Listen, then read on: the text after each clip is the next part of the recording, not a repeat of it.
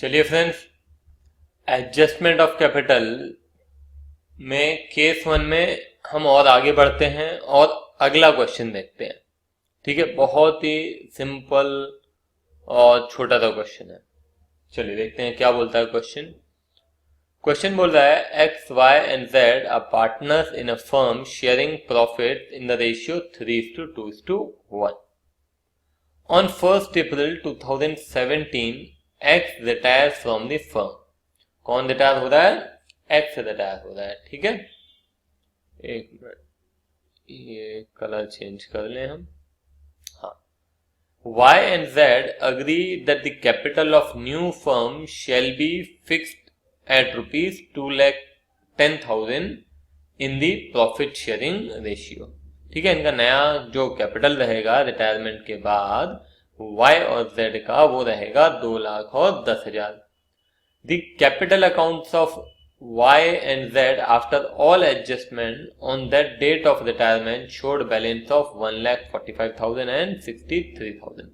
तो ये आपका एडजस्टेड कैपिटल है, मतलब रिवैल्यूएशन का प्रॉफिट लॉस रिजर्व गुडविल सब करने के बाद इतना इतना है। ठीक है, और होना कितना चाहिए? होना इतना चाहिए। तो जितना होना चाहिए आपको मालूम है, मैंने आपको बताया है। ये अकाउंट यहाँ पे जो लेजर हम बना रहे हैं, लेजर बनाने के लिए ना तो क्वेश्चन में बोला है ना तो जरूरत है। ठीक है, हम क्यों बना रहे हैं ध्यान देना, हम इसलिए बना रहे हैं क्योंकि आगे आपको लेजर्स बनाने हैं, तब वहां पे आपको दिक्कत नहीं जानी चाहिए। बिना लेजर्स में बहुत आसानी से मैं आपको बता सकता हूं, मगर वहां पे आपको लेजर्स बनाने ही पड़ेंगे जब 8 मार्क का क्वेश्चन आएगा, तो अगले ही क्वेश्चन में हम देखेंगे। ठीक है, तो इसीलिए मैं समझाने के लिए खाली यहां पे लिख रहा हूं। तो अब यहां पे हम लिखेंगे टू बैलेंस कैरीड डाउन। ये कैरीड डाउन में क्या लिखेंगे? जितना कैपिटल अब रिक्वायर्ड है, कितना कैपिटल हमारा होना चाहिए? 2,10,000। किस रेशियो में होना चाहिए? उनका नया रेशियो। तो क्या नया रेशियो क्वेश्चन के अंदर दिया हुआ है? क्वेश्चन के अंदर नया रेशियो नहीं दिया हुआ है, मगर ध्यान दें इनका ओल्ड रेशियो है 3:2:1।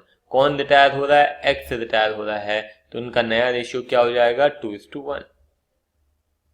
किसका? Y और Z का, है ना। तो 2,10,000 को 2:1 में बांटते हैं, डिवाइडेड बाय 3 इंटू 2, तो ये हो जाएगा 1,40,000 और ये हो जाएगा 70,000। ठीक है, और यहां पे मैं लिख देता हूं बाय बैलेंस ब्रॉट डाउन। इनके एडजस्टेड कैपिटल हालांकि 1,45,000 और sorry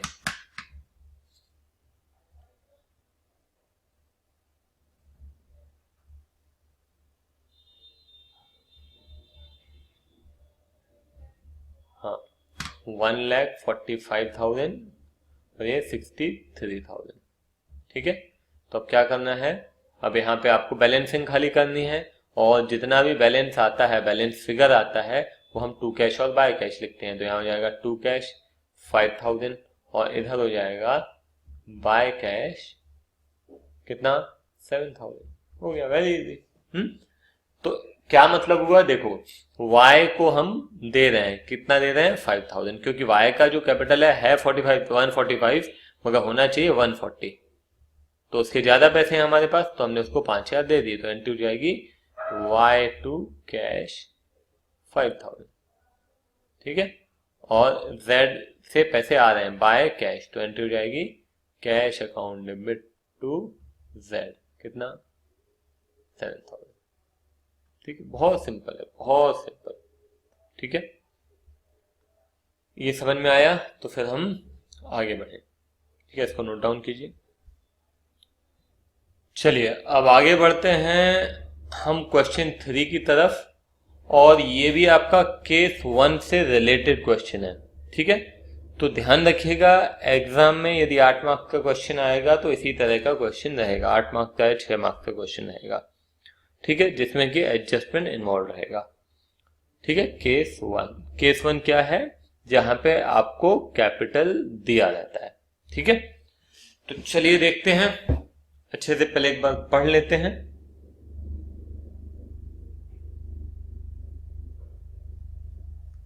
A, B and C are partners sharing profits in the ratio 4:3:1. The balance sheet as at 31st March 2017 is as under.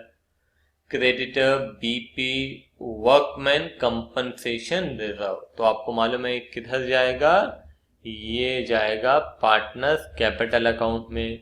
General reserve किधर जाएगा, पार्टनर्स कैपिटल अकाउंट में। ये capital account किधर जाएंगे, partners capital account में। Cash in hand, cash at bank, stock, debtor, provision, motor car, investment, plant and machinery, building. On 1st April 2017, B retires from the firm selling his share of profit to A for rupees 72,000 and to C for rupees 90,000 in the ratio of 4:5। इसका क्या मतलब हुआ, B retire हो रहा है और A और C को, ध्यान दीजिएगा, हाँ, B रिटायर हो रहा है और A और C को 72,000 और 90,000 में अपना शेयर बेच के जा रहा है। इसका मतलब है कि ये गुडविल की बात कर रहे हैं कि ये गुडविल ए को दे रहा है और गुडविल के कितने पैसे लेने हैं, 72,000 ए से लेने हैं और 90,000 लेने हैं सी से। यहाँ पे उन्होंने रेशियो भी दे दिया है 4:5। आई बात समझ में, क्लियर है? ठीक है, अब आगे बढ़ते हैं।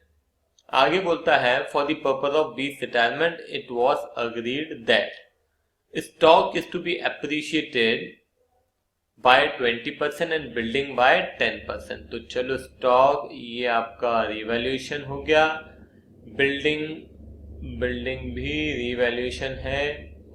Motor car is to be valued at 1,40,000, motor car ये भी revaluation. Provision for doubtful debt is to be increase to, ये एक्सीडेंट जोन है, जैसे कि मैं पहले भी बता चुका हूं। यहाँ पे स्टूडेंट्स गलती करते ही करते हैं और यदि आप भी ध्यान नहीं देंगे तो आपके साथ भी एग्जाम में गलती होगी। तो लिखा है इंक्रीज टू 10%, मतलब हमको बढ़ा के 10% कर देना है। ठीक है, 10% of what, 10% of debtor. Debtor कितना है, 2,60,000। 2,60,000 का 10% हो जाता है 26,000। 26,000 आपका प्रोविजन होना चाहिए, है कितना, 10,000, मतलब 16,000 का प्रोविजन और बढ़ रहा है। कितना बढ़ रहा है, 16,000 रुपए बढ़ रहा है। तो जब हम रिवैल्यूएशन में लिखेंगे एक्सपेंस साइड, डेबिट साइड, तो कितना लिखेंगे, 16,000 लिखेंगे। ठीक है, तो ध्यान रखिएगा इस बात का। This will also appear in revaluation. Investment are sold for 4,60,000। तो इन्वेस्टमेंट कितना है, 2 लाख है ना। इन्वेस्टमेंट है 2 लाख और बोल रहा है हमने बेचा है 4,60,000 में, मतलब सीधा 2,60,000 रुपए का फायदा। ठीक है, उसके बाद आइए claim on account of workman compensation is 24,000। ये जो वर्कमैन कंपनसेशन क्लेम है उसी के लिए तो ये रिजर्व बना हुआ है। ये देखो, ये रिजर्व बना है कितना, 40,000। ये उसी में से एडजस्ट होगा और एडजस्ट होने के बाद जो बचेगा वो ही पार्टनर्स कैपिटल अकाउंट में बांटा जाएगा। Amount due to be settled on the following basis: 50% on retirement and the balance, that is 50% within 1 year। तो 50% तुरंत दे दो, बाकी 50% लोन अकाउंट में ट्रांसफर कर दो। क्लियर है? आगे बोलता है the capital of newly constituted firm is fixed at 12 lakhs to be divided among A and C in the profit sharing ratio। Adjustment is to be made in cash. ठीक है, तो चलिए सबसे पहले हम रिवैल्यूएशन देखते हैं। चलिए ये रिवैल्यूएशन का फॉर्मेट है, अब देखते जाते हैं क्या क्या हुआ है। तो सबसे पहले क्वेश्चन में दिखाई दे रहा है कि स्टॉक जो है वो 20% से एप्रिशिएट हुआ है। स्टॉक 20% से एप्रिशिएट हुआ है, ध्यान देंगे। हाँ,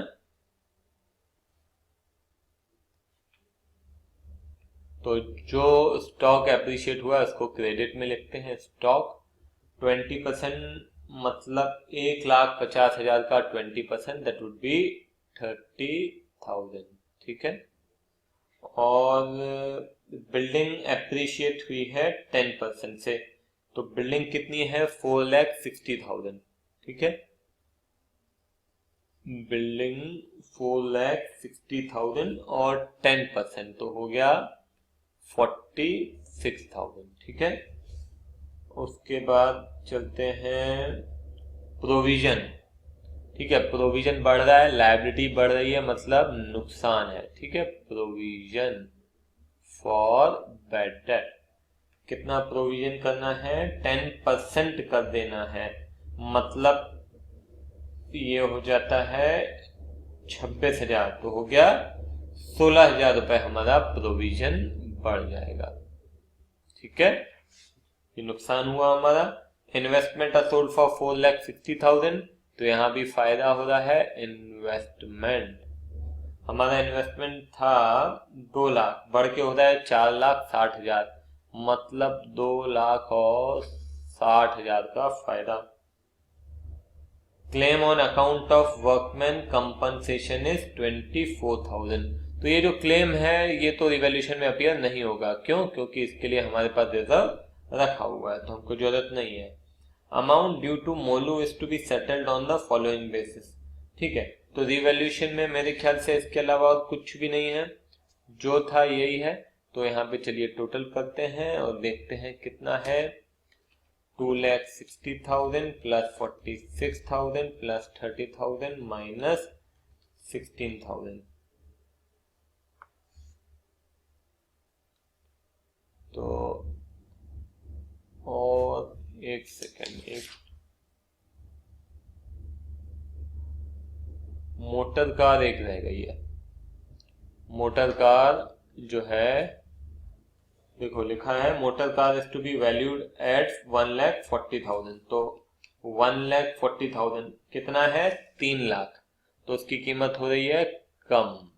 मोटर कार तो हमारा नुकसान हो गया 1,60,000। अब चलिए देखते हैं 2,60,000 प्लस 46,000 प्लस 30,000 माइनस 16,000 माइनस 1,60,000।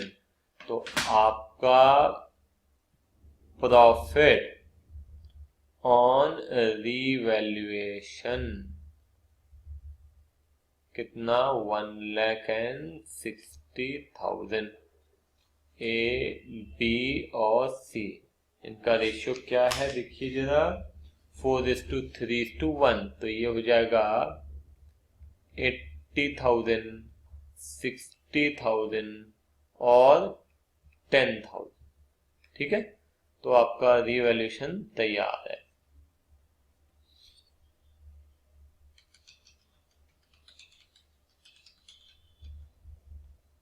हो गया 3,36,000। ठीक है, डन, यहाँ पे कोई दिक्कत नहीं है। अब आगे बढ़ते हैं, जो मेन चीज है हमारी पार्टनर्स कैपिटल अकाउंट। यहाँ पे थोड़ा दिमाग लगाना पड़ेगा आपको। तो सबसे पहले तो हमारे बैलेंसेस हम लिख लेते हैं। बाय बैलेंस कैरी डाउन, हमारा बैलेंस जो दिया हुआ है वो है 4 लाख,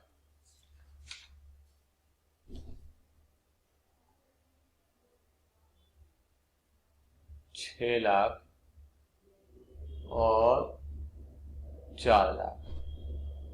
ठीक है, उसके बाद आप ध्यान दें तो वर्कमैन कंपनसेशन रिजर्व दिया हुआ है, मगर ध्यान रहे कि वर्कमैन कंपनसेशन के अगेंस्ट क्लेम भी है।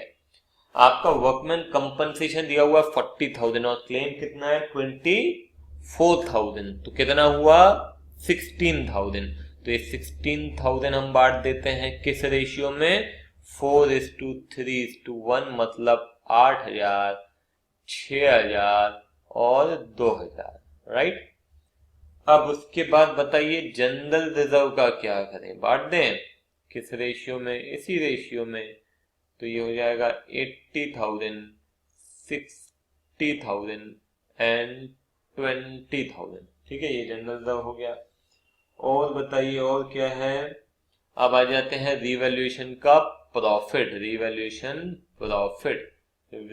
का प्रॉफिट कितना हुआ था बताइए। 80, 60 एंड 20 होगा, है ना। यहाँ पे भी हमने गलती की है, ये 10 नहीं बल्कि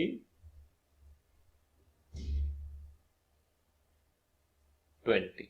ठीक है, तो वैसे यहाँ पे भी हाँ, रिवैल्यूएशन प्रॉफिट 80,000, 60,000 एंड 20,000।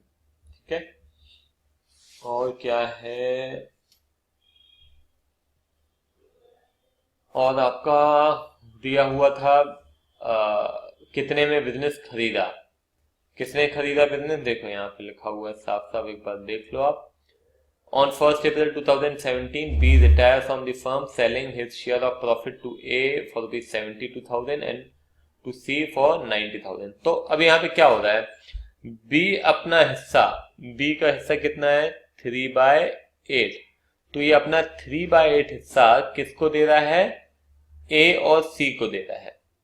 फिर से बोल रहा हूं, ध्यान दीजिएगा। B जा रहा है और B क्या बोलता है, B बोलता है कि मैं अपना हिस्सा A और C दोनों को 4:5 में बेच के जाऊंगा। मतलब किसको कितना बेच रहा है, देखो B सरेंडर्स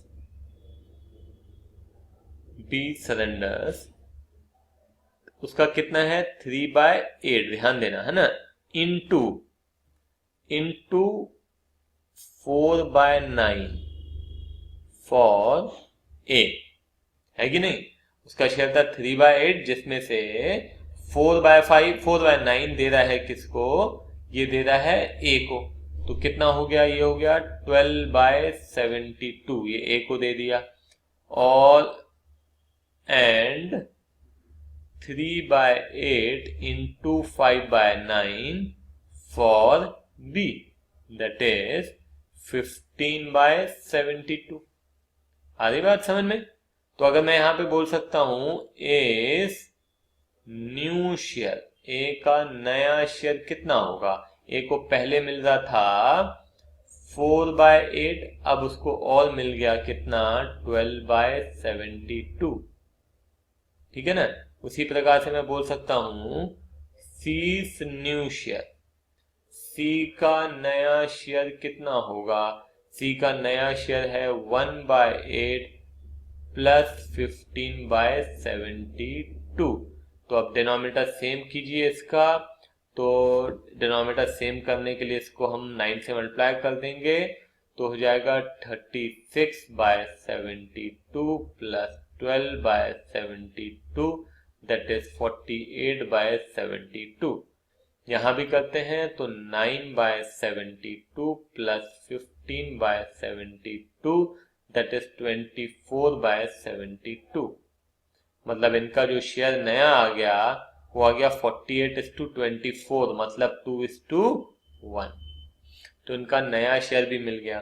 ठीक है, हम वापस चलते हैं पार्टनर्स कैपिटल अकाउंट में। देखिए अभी यहाँ पे क्या बात चल रही थी कि ये 72,000 ए से लेना है और 90,000 सी से लेना है।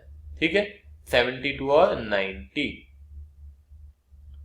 तो बी को 72,000 ए दे देगा, ठीक है, और 90,000 सी दे देगा। कोई दिक्कत, ठीक है ना। और यहाँ पे हम ए और सी से ले लेते हैं, 72,000 इससे ले लिया और 90,000 इससे ले लिया, चलेगा, कोई दिक्कत। गुडविल है जिस तरीके से हम करते आ रहे थे अभी तक। यहाँ पे मैं लिख देता हूँ बीज कैपिटल फॉर गुडविल, ठीक है ना, ये गुडविल। हाँ, अब क्या बचा, कुछ बचा क्या, देख लीजिए आप।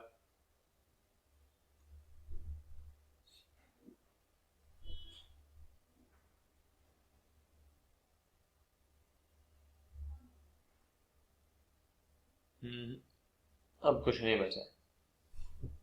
चलो, अभी बी भाई साहब को पहले अपन पैसे दे दें, बात खत्म हो जाएगी।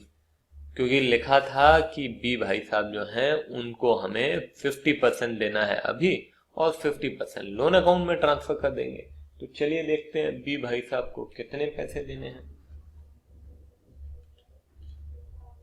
6 लाख रुपए पहले था, 6,000 रुपए का रिजर्व, वर्कमैन कंपनसेशन रिजर्व, और उसके बाद 60,000 रुपए जनरल रिजर्व, रिवैल्यूएशन का प्रॉफिट, 72,000 एक व्यक्ति से गुडविल, 90,000 दूसरे से गुडविल। तो ये हो गया 8,88,000, है ना, 8,88,000। हाँ, ये हो गया 8,88,000, 8,88,000। ठीक है, तो यहां पे अब मैं क्या लिख दूं बताओ। यहां पे हम लिख देते हैं टू कैश, आधा, आधा मतलब 4,44,000, और लिख देते हैं टू बीस लोन अकाउंट 4,44,000। क्लियर है? ठीक है, ये हो गया हमारा। अब क्या करना है, अब आते हैं हम जो सबसे इंपॉर्टेंट पार्ट है, एडजस्टमेंट ऑफ कैपिटल। यहां पे अब ध्यान दीजिएगा बहुत अच्छे से। क्वेश्चन में क्या दिया एक बार पढ़िए आप। क्वेश्चन में दिया है the capital of newly constituted firm. देखिए इधर मैं दिखा देता हूं आपको। The capital of the newly constituted firm is fixed at 12 lakh to be divided among A and C in their profit sharing ratio which is 2:1। अभी तो calculate किया आपके सामने, समझ में आई बात कि नहीं? 12 लाख होना चाहिए, किस रेशियो में होना चाहिए? 2:1 में होना चाहिए। उनका नया रेशियो हमने अभी फाइंड किया। क्लियर है? रेशियो नहीं समझ में आया कैसे फाइंड किया तो एक बार रिवाइंड करके फिर से देखिए। ठीक है, तो ये 12 लाख रुपए होना चाहिए 2:1, मतलब 8 लाख और 4 लाख। तो हम क्या करते हैं, मैं पहले भी बता चुका हूं, हम यहां पे लिखेंगे टू बैलेंस कैरीड डाउन। यहां पे सीधा सीधा हमने लिख दिया 8 लाख और ये लिख दिया 4 लाख। ये हो गया। अब क्या करना है आपको, अब आपको जो करना है ना वो बैलेंसिंग है। Now you have to do balancing part. इधर का टोटल करो, इधर का टोटल करो, और जो आएगा वो रहेगा आपका to cash and by cash. ठीक है, तो चलिए टोटल कीजिए।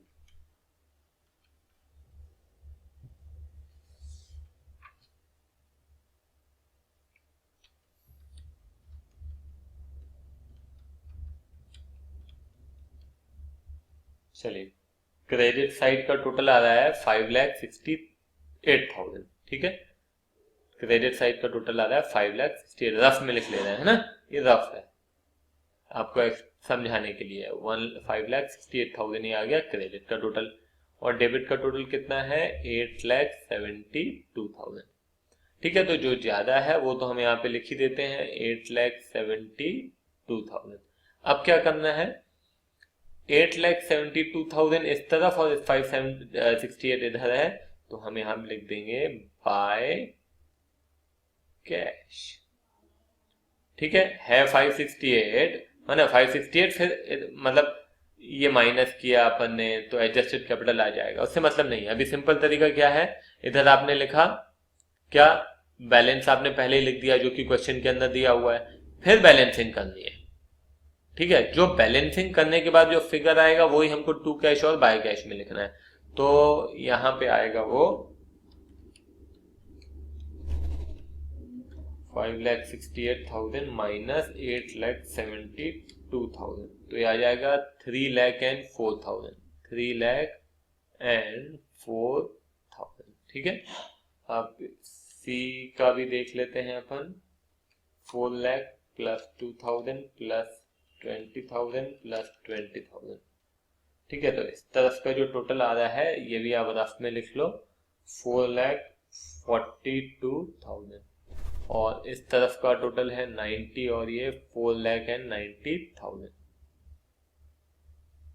4,90,000। तो अब अगेन क्या करना है, इस तरफ कम है ना, तो इस तरफ कम कितना कम है, 442 और 490, तो ये हो जाएगा 48,000। ठीक है, इसी तरीके से करना है। समझ में आया? समझ में आना बहुत जरूरी है। देखिए हमने क्या किया पहले भी, आप अगर फिर भी थोड़ा भी डाउट लग रहा है आपको, तो फिर से क्वेश्चन 1, क्वेश्चन 2, क्वेश्चन 3 आप देखिए, थोड़ा भी डाउट है तो कैसे करना है फिर बता दे रहा हूं मैं। आपने जो भी कैपिटल दिया हुआ है उसको बैलेंस कैरी डाउन करके लिख देना है, उसके बाद बैलेंसिंग करनी है, और बैलेंसिंग करने के बाद जो फिगर आएगा वो टू कैश या बाय कैश में जाएगा। ठीक है, तो टोटल लिख लेते हैं यहाँ पे कितना हो जाएगा, 4,90,000। ये 4,90,000, ये हो गया 8,72,000। ठीक है, तो इस क्वेश्चन को यहीं पे हम, इस लेक्चर को यहीं पे खत्म करते हैं। ठीक है, तो काफी टाइम हमने इस क्वेश्चन को दिया है। कोशिश कीजिएगा ये जब तक इस टॉपिक पे कमांड ना आए आगे मत पढ़िएगा। ठीक है, चलिए बाय बाय।